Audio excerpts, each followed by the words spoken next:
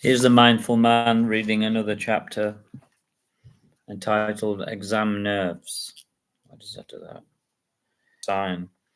After she had lapped up all the water, they took her for a walk into the woods. Simon loved to hear the snap of the twigs and the crunch crunch of the acorns underfoot. It was so romantic, like being in a movie, he thought. Sandy spotted a squirrel and chased it as it ran all the way up an old oak tree. Anna and Simon laughed at the silly sight. They were sure she didn't mean any harm and that she was just having fun. It was good to see her running around like before. Her strength was definitely returning.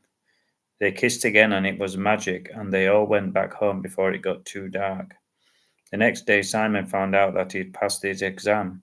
He was elated. He'd never passed anything before in his life. It was a massive boost to his confidence. Anne had got top marks and they celebrated by having a coffee and cake together. There was more exams to come and they spent the evenings looking through the textbooks which were littered around the room. Anne's parents were encouraging and they cooked them a celebratory meal. Simon couldn't believe how different things were from his old life.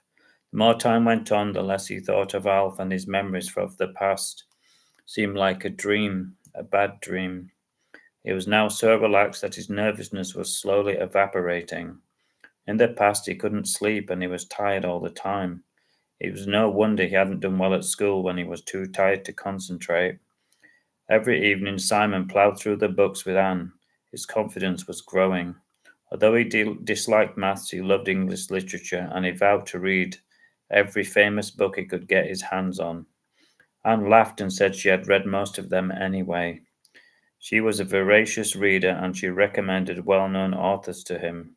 Many a night they sat together reading poetry to each other and other famous passages of literature. When Simon got an A for his English exam, all the family went out for a meal. Sandy had her favourite pedigree chum and dog biscuits, and every day she seemed to be getting stronger. Often the vet would call round and Sandy would jump up and down excited. She was unaware of the danger she had been in.